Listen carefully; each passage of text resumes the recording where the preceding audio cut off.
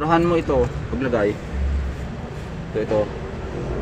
Pag nadamihan mo, paglagayan, ganyan. Para ka rin nakainom ng alak, nalalasing ka. Nalalasing ka rin. Oo. Okay ah. Oh. Ah. Ano yan, boss? Ano yan? So boss, yung mga bisyo ng mga matatanda nung araw at nasunod din namin ng mga medyo kabata-bataan pa.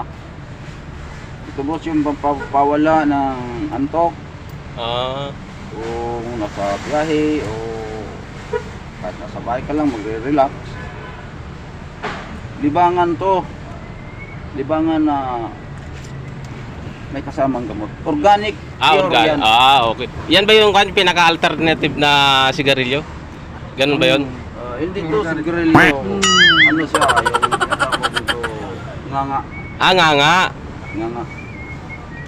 Kasi sa amin, hindi uso ang sigarilyo. Ito talaga ang pinaka-original na bisyo sa amin. Sa bang lugar nyo, boss? Probinsya nyo? Sa probinsya? Taga-Benguet kami, boss. Benguet. Oo. Doon, mahilig sila magganyan. Yung nagngunguya-nguya. Yung lula namin, saka lulo namin. Yan talaga yung nasunod namin sa kanilang bisyo. Yan ba? Ano ba kung kinukuha mo dyan? Binabalatan ko lang to, boss. Tapos, Para makain yung laman. Kasi, yung laman, yung loob niyan. Yung parang laman. buko na maliit na, patingin. Yun, parang buko siya na maliit na buko. Kasi kung di mo to tanggalin, itong balat niya, mabuhangin siya sa dila mo. Kaya kailangan siyang tanggalin. Ito kasi sa amin, malamig ang lugar namin. Mainit to. Mainit sa katawan yan? Dahil dito, malasahan mo yung pait, pakla, manghang. Kasi may halo tong boss, yung mga tabako. Kaso nandoon sa Ano to? tabako yan na may halo na alak. Tabako. Hinaluan na to ng alak. Pinatuyo, ganun yung dahon. So, ang minimix ko nito, alak talaga. Ayun oh. Yan na siya. Tabako siya, di ba? Tabako siya na minimix yan ko ng alak. Alak, okay. Tapos ito, ano to? Ano tong pulbo na to? Ito yung tinatawag na apog na galing sa mga bahay ng mga susoba. Mga shells. O mga cells. Ito yung Bali ano yun? Ito niluluto. Ito yung nilalagay dyan. Ganyan. Ganyan ba yung proseso ng pagtimpla niyan? Oo. Pag bago ka pa, huwag mong damihan. Tabako. Ha? Manghang. Kasi kung damihan mo, Tapang eh. papaso yung dila mo. Matapang pala yan. Matapang yan. Kapaso. Itong apog na to. Ito yung mainit. Mainit pala yan, no? Oo, mainit yan. Kasi kung madami yan sa dila mo, naluluto yung dila mo. Grabe pala yan, no? Nalalapnos ba? Grabe pala yan, mainit. Kaya ang ginawa ko dito, hindi nila to siguro alam. Kumuha ako ng tangkay nito, boss. Ganito siya. Para saan naman yan? Kung nasobrahan mo paglagay ng apog, kumain ka nito, nawawala yung yung pagkapasok niya, yung pagkainit. Pagkapasok niya. Oo. Ito yung kanya, ito. Tangkay niya. Tangkay. Ngunguyain din to? Oo, nguyain din siya. Dito yun. Ganyan pala yan.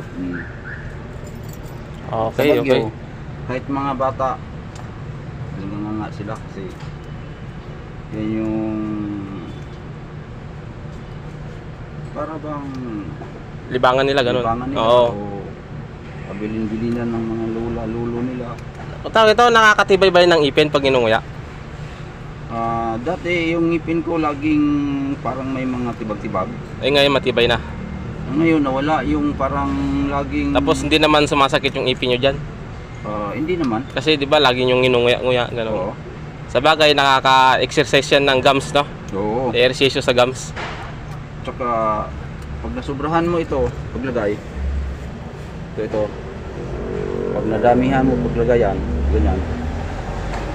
Para ka rin nakainom ng alak, nalalasing ka. Nalalasing ka rin. Oo. Okay ah. At hindi malayo nga magsusuka ka. Malalasing ka rin talaga, ano? O nakakalasing, yan yung nakakalasing. Tabako. Okay. Yan, pang ano lang talaga, pang palasa lang, pang timpla-timpla. Susubukan ko sana yan, kaso baka mahilo ako eh. O, Hindi ako nagngunguyan yan eh. pagbago ka pa talaga, malasahan mo, maramdaman mo, mahihilo ka talaga. Para kang nakainom ng alak pa. Oo. So, okay. Yan yung mga bisyo sa amin, boss, na hindi mawala-wala sa mga matatanda, kahit sa mga kabataan pa nga eh. Oo, nagngunguya nga sila eh. Kasi yung sigarilyo daw, Yun, pag sigarilyo naman, yun ha, marami kang makukuha ang sakit doon eh. oo, may makuha ka ng mga ubo. Oo, mga sipon. ganun. Dito sa organic, wala yan, no? Dito sa pure na organic, bawa, minsan sinisipon ako, inuubo. Oo. Di na ako uminom ng gamot. Dahil dadali mo na to, gagawa ka na, magtitimpla ka lang nito, nguyain. Timpla mo dyan, pag kanunguya mo, tatanggal agad yung ubo mo, pati sipon. Okay ah. Parang pan na rin siya, no? Meron siyang medicine. Oo, parang mayroon siyang medicine. Oo. Ang tawag dyan sa amin, pure na organic. Oo, tapos herbal pa, no? Herbal. Herbal. Oo, tama, herbal pa. Herbal pa, Oo. pure na organic. Organic talaga. So, yan, thank you sa pagkuhan mo sa amin, pag-share mo ng ganito. Ito boss, isang bisyo lang talaga sa amin. Pero sa akin lang, ayon sa kaalaman ko sa mga tatanda sa amin, may halo talaga siyang medicine. Oo. Gamot. Pero bisyo lang talaga siya. Karamihan dyan, talagang parang, kumbaga, sabi nila marumi o nakakadiri. Pero hindi naman, no? Depende lang yan sa Pananaw ng isang tao. pananaw na isang tao. Oo. Kasi nga, pagkon kasi, di ba, kulay pula pag dinudura. Kulay pula yung kwan. Kaya, pula. Oo, kaya sabi nila nakakadiri. Parang dumudugo yung ngipin. Parang dumudugo yung ngipin. Mulang nagbisyo ako nito, hindi ko na maramdaman yung inuubo, sipon ako. Hindi ka na nagkakasakit. Mm. Sa awa ng Diyos, wala naman. Pagka-antokin ko dati, Oo. nawala na siya. So, tamang-tama para sa'yo yan kasi ang biyahe mo gabi. Oo. No? Kaya natutunan ko rin. Sabi ko, pagdating ko dito sa kumpanya na to, nakita ko yung mga ibang kasamahan ko, mga katropa ko sa mga biyahero. Gumagamit din sila ng ganyan. Ayun din ang sabi nila, Nakakawala ng antok. wala ng antok, saka nakakagamot kung may mga sipon ka, ubo, mga sakit ng ngipin, nawawala. Okay. So, okay. Thank you sa pag-share mo about dito sa organic na na to. Oo. Okay. Anong pangalan niyo, boss? Ako si